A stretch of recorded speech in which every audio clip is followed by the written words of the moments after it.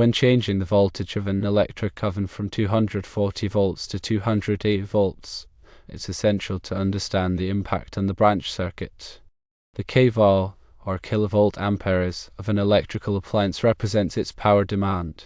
The formula for calculating kVA is kVA equals volts times amps. When you reduce the voltage supplied to the oven, the current, measured in amps, must increase to ensure the oven maintains its designed power output. This is because the power, or kVA, remains relatively constant for the oven to function as intended.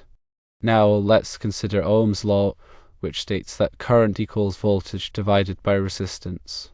The resistance of the oven's heating element remains essentially unchanged regardless of the voltage supplied. Therefore, to compensate for the decrease in voltage, the current drawn by the oven must increase. This increased current draw is a crucial factor in determining whether the existing branch circuit is adequate. The branch circuit, consisting of the wiring and overcurrent protection devices, must be capable of safely handling the increased current. If the existing wiring is too small, it can overheat, leading to insulation damage and potentially causing a fire hazard. Similarly, if the overcurrent protection, such as a circuit breaker or fuse, is not appropriately sized, it may trip frequently, interrupting the oven's operation, or worse, fail to trip in an overcurrent situation, posing a safety risk. To determine if the branch circuit needs to be upgraded, you need to calculate the new current draw at 208 volts. Firstly, find the kVA rating of the oven.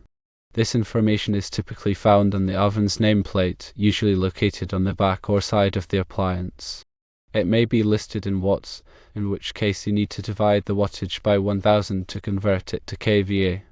Secondly, using the kVA rating, calculate the current at 240 volts. The formula is amps equals kVA times 1000 divided by volts. Thirdly, calculate the new current at 208 volts using the same formula, amps equals kVA times 1000 divided by 208. Fourthly, compare the two current values. The current at 208 volts will be higher than the current at 240 volts. This difference represents the increase in current draw that the branch circuit must now accommodate. Fifthly, consult the National Electrical Code, or NEC, to determine the appropriate wire size and overcurrent protection for the new current draw. The NEC provides tables and guidelines for selecting conductors and overcurrent protection devices based on the ampacity of the circuit. For example, NEC Table 310.15b16, commonly referred to as Table 310.16, lists the allowable ampacities of insulated conductors rated up to 2000 volts, 60 degrees Celsius through 90 degrees Celsius, in free air, based on the conductor size and the insulation type. Based on the calculated current, select a wire size that has an ampacity equal to or greater than the current draw. Keep in mind that other factors such as ambient temperature and the number of current-carrying conductors in a raceway may require ampacity correction or adjustment factors. Sixthly, choose an overcurrent protection device with a rating that does not exceed the ampacity of the conductor. The NEC generally requires that the overcurrent protection device be sized to protect the conductor against overloads and short circuits. Common overcurrent protection devices include circuit breakers and fuses. Circuit breakers are automatic switches that trip and interrupt the circuit when an overcurrent condition occurs. Fuses are one-time use devices that melt and break the circuit when an overcurrent condition occurs. Seventhly, consider the type of overcurrent protection device. Circuit breakers are generally preferred for their convenience and resetability. Fuses, on the other hand, offer faster response times and may provide better protection against short circuits. Eighthly, when selecting an overcurrent protection device, it's essential to consider the interrupting rating. The interrupting rating is the maximum fault current that the device could safely interrupt. The interrupting rating must be greater than the available fault current at the point of installation. Ninthly, if the existing branch circuit does not meet the requirements for the new current draw, you will need to upgrade it. This may involve replacing the wiring with the larger size and installing a new overcurrent protection device with the appropriate rating.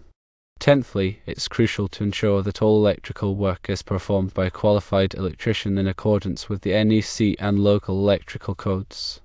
Attempting to perform electrical work without the necessary knowledge and experience can be dangerous and potentially lead to serious injury or property damage. 11thly, when upgrading the branch circuit, consider the voltage drop. Voltage drop occurs when the voltage at the load, in this case, the oven, is lower than the voltage at the source, such as the electrical panel. Excessive voltage drop can cause the oven to operate inefficiently and may even damage the appliance. 12thly, the NEC recommends limiting voltage drop to a maximum of 3% for branch circuits.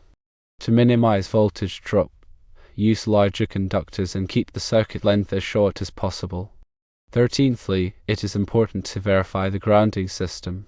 A properly grounded electrical system is essential for safety. Grounding provides a low impedance path for fault current to flow back to the source, allowing the overcurrent protection device to trip and clear the fault. 14thly, ensure that the grounding conductor is properly sized and connected to the electrical panel and the oven. The size of the grounding conductor is typically based on the size of the ungrounded conductors. 15thly, inspect the electrical panel. Before making any changes to the branch circuit, inspect the electrical panel to ensure that it is in good condition and has sufficient capacity to handle the new load. 16thly, check for any signs of damage or corrosion, such as loose connections, burned wires, or rust. If any issues are found, have them repaired by a qualified electrician before proceeding with the upgrade. 17thly, verify the panel's labeling. The electrical panel should be properly labeled to identify each circuit breaker and the loads it serves. This information is essential for troubleshooting and maintenance. 18thly, if the panel is not labeled or the labels are outdated, create a new labeling scheme and update the panel accordingly. 19thly, consider energy efficiency. When upgrading the branch circuit, consider using energy-efficient wiring and overcurrent protection devices. Energy-efficient wiring has lower resistance, which reduces energy losses and saves money on electricity bills. 20thly, energy-efficient overcurrent protection devices such as electronic circuit breakers offer advanced features such as energy monitoring and remote control. 21stly, it is important to test the circuit after the upgrade.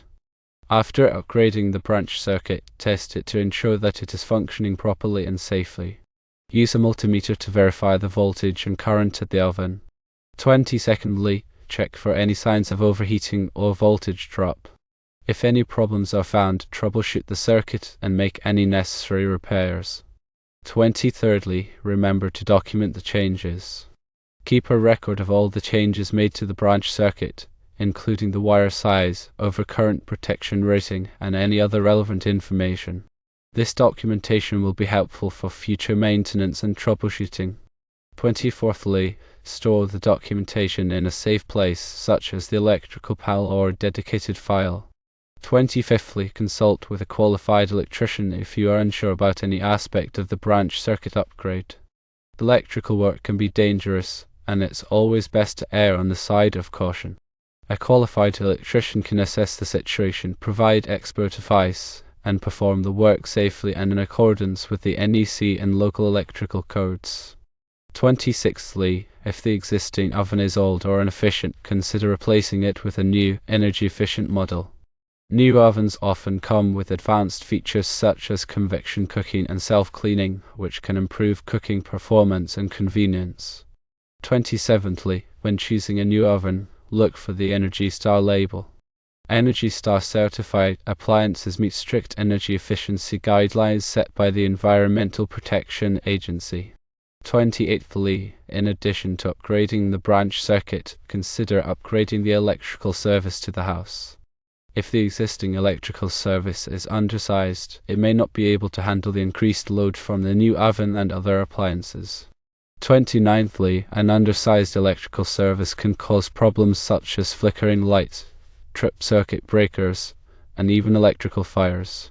30thly, consult with a qualified electrician to determine if the electrical service needs to be upgraded.